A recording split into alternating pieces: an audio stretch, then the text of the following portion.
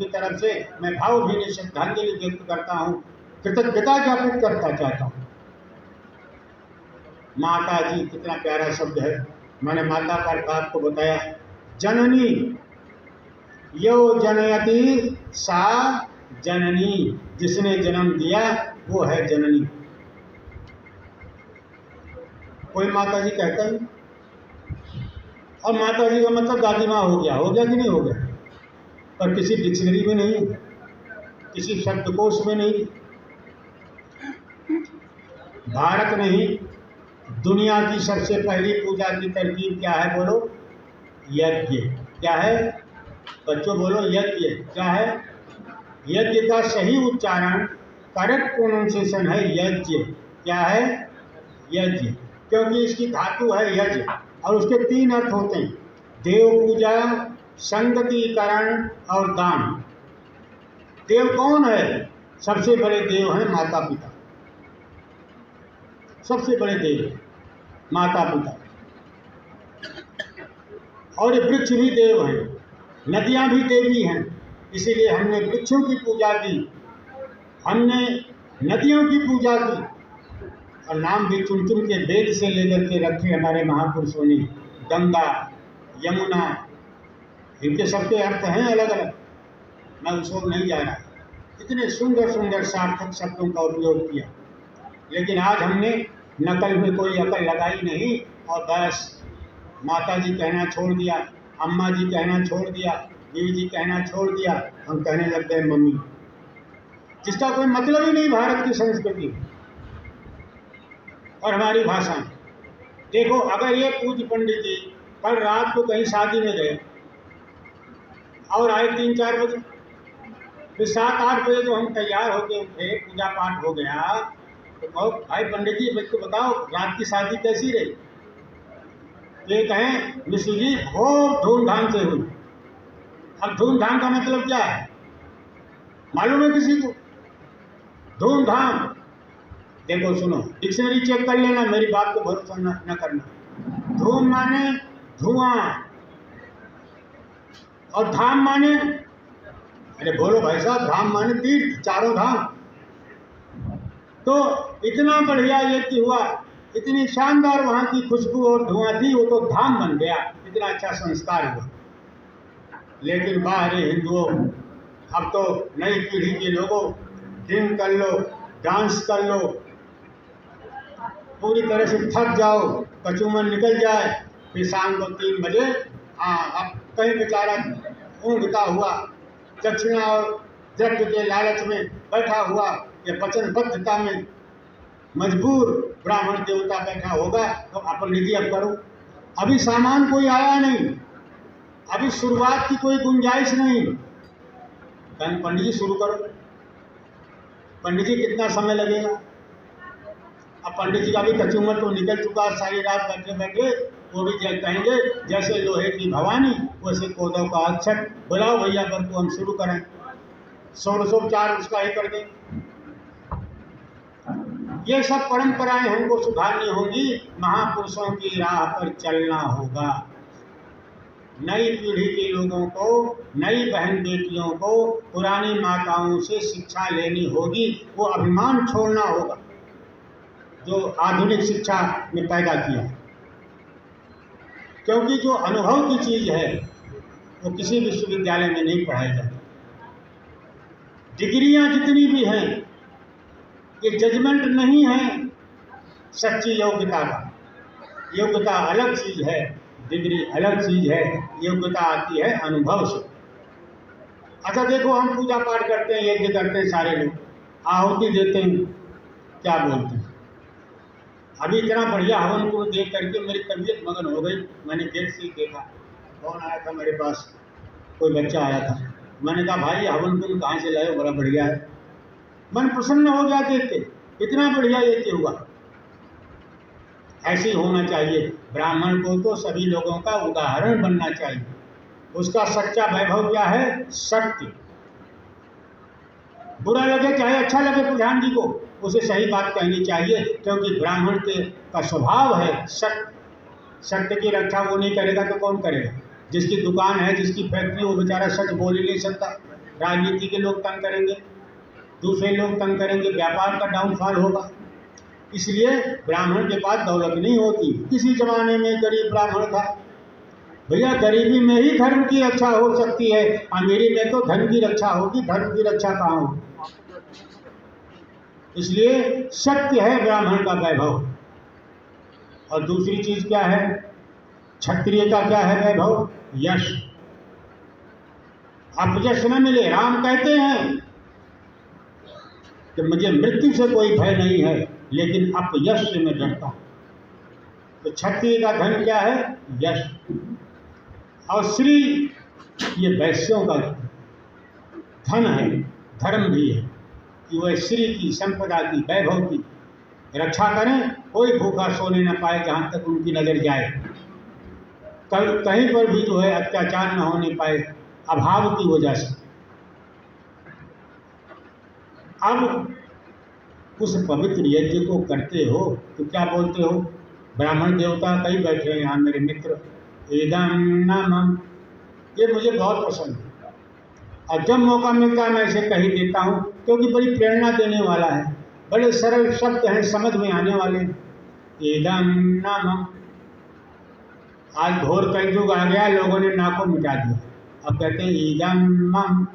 ईदम मम माने ये मेरा नहीं, ईदम मम ये मेरा, ये मेरा है, ये मेरा है। परिवार में झगड़ा शुरू, और परिवार में एक भाई कहे ना ये मेरा नहीं, ये तेरा, ये मेरा नहीं, ये तेरा। राम और भरत की क्या विशेषता है? इतनी बड़ी अयोध्या की गद्दी को क्या बना लिया? फुटबॉल।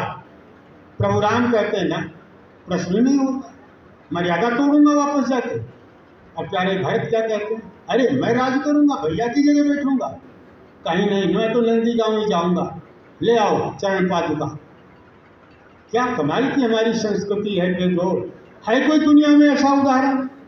लोगों ने कोशिश करी मेकाबेली को प्रकट करने की, और कई मूर्ख लोगों ने तो नेपोलियन को भी राम के समान प्रसारित करने का असफल प्रयास किया। लेकिन राम तो राम है, राम का जीवन तो राम है, पर प्रभु को भी कभी कभी भ्रम हो जाता है। इसलिए सद्बुद्धि के लिए रोज गायत्री जपा करें। किसी ने देखा नहीं, किसी ने कभी रचा नहीं कि मृग जो है सोने का हिरण होता है, पर प्रभु राम को भी मिथ्या धारणा हो गई। और इसीलिए भृतृहरि के उस श्लोक का आखिरी अंश है, विनाश काले विपरीत बुद्धि। ये तो सबको आता है। इसके पहले क्या है? न दृष्ट पूर्वा न को प्रेम रचिता, ठीक है। तथापि तृष्णा रघुनंदनस्य विनाश काले विपरीत बुद्धि, ठीक है। मुझे लगता है मैं समय ज़्यादा ले रहा हूँ, अपनी वाणी को विराम देता हूँ। लेकिन याद कर लीजिए मेरी आदरणीय भाभी जी की यादें, मैं उनकी चाहे 1000 आदमी बैठा हो, दीवार का ही अंतर था, दिलों में कोई अंतर नहीं था। और बच्चों का लालन पालन,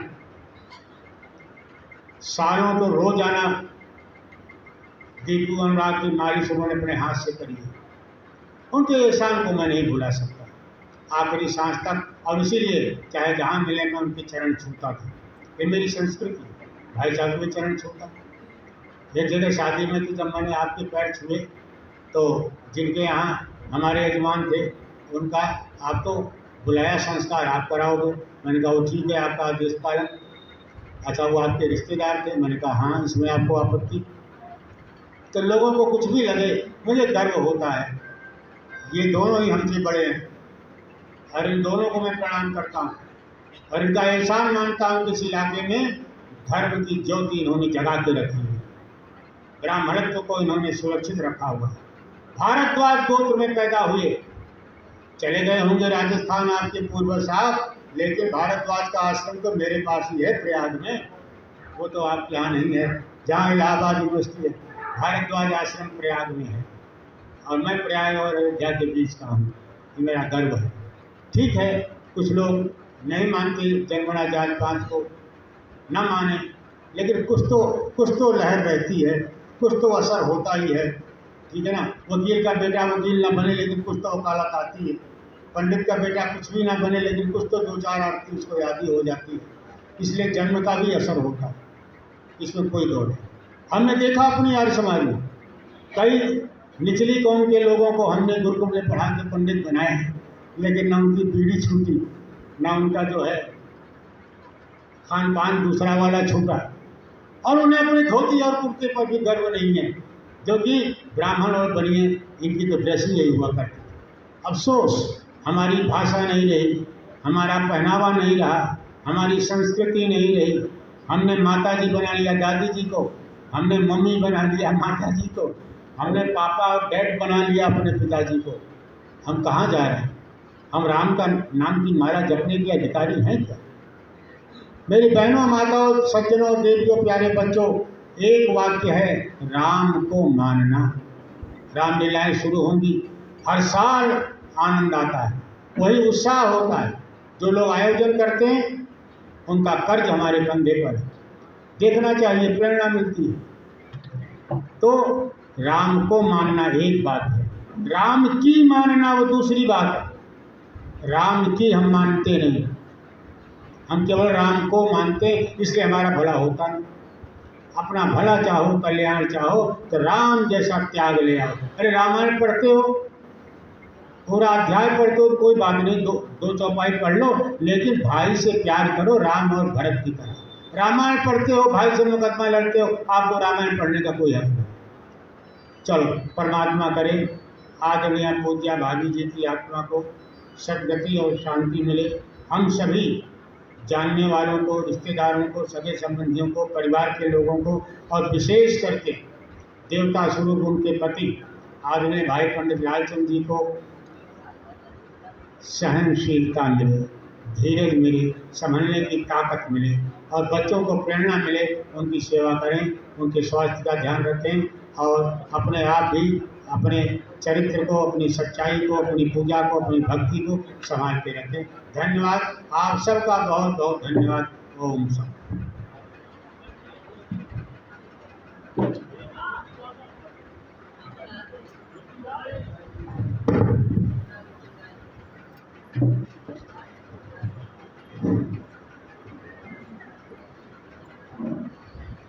जिंदगी जब तक रहेगी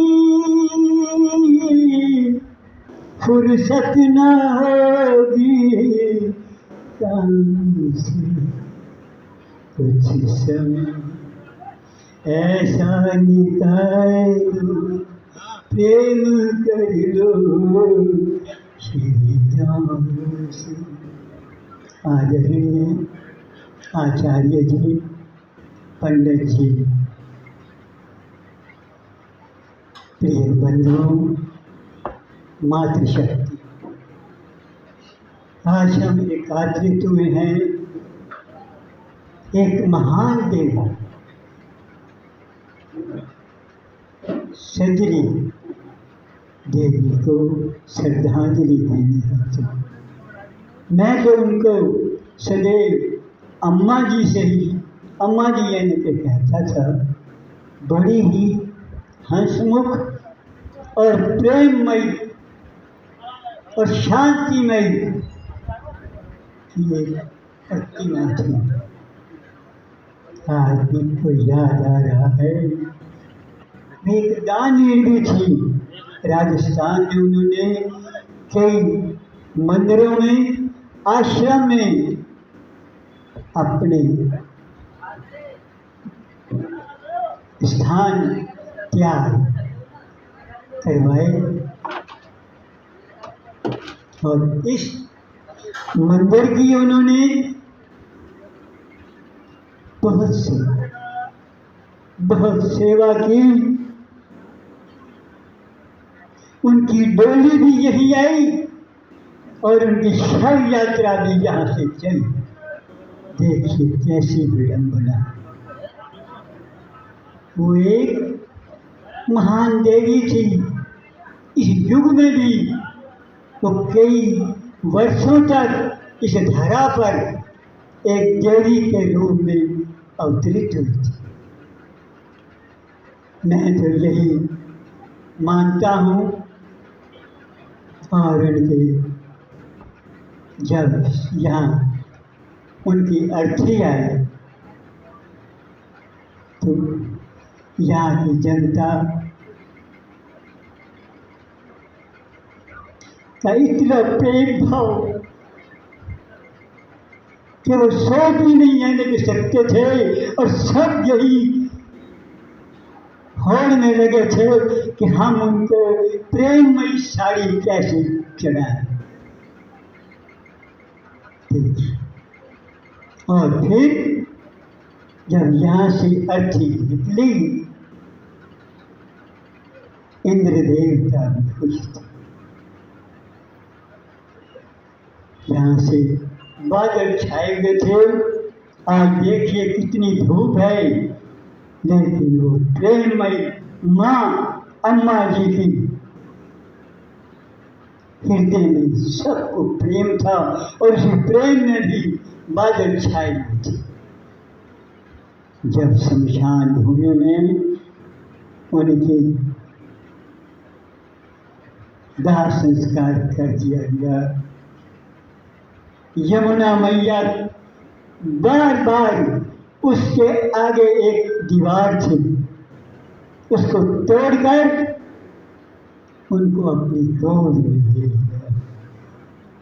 ये एक महान देवी थी, इस कलयुग में भी इस धरा पर अवतरित हुई।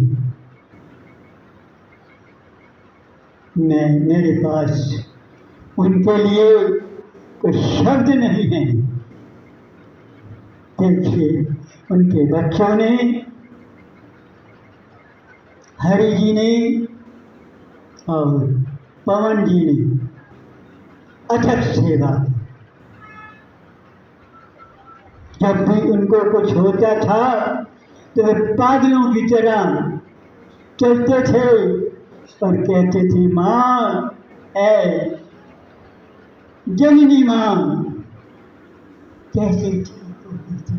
उस प्रभु से प्रार्थना करते थे, मैं ऐसे पुत्रों को और अम्मा जी को नतमस्तक करता हूँ। एक कथा याद आ रही है, मैं भी एक सभा का अधिकारी भी हूँ, सेवक भी, हरि मंदिर चांद। तो मैं जब भी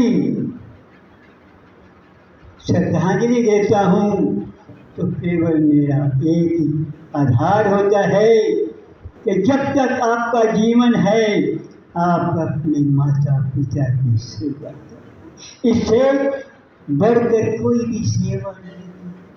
मेरे साथियों, मेरे दोस्तों, मेरे मित्रों, इससे बढ़कर कोई सेवा नहीं है। एक बार भोले बाबा, पार्वती मैया दोनों ही एक गुफा के अंदर विराजमान थे, और उनके दोनों पुत्र कार्तिक जी और गणेश जी भी उनके साथ ही नीचे बैठे हुए थे। कार्तिक जी ने कहा, पिताजी आप ये बताइए कि हम दोनों में से किसका पद ऊंचा है। उन्होंने कहा, बेटे उसका पद ऊंचा है जो इस ब्रह्मांड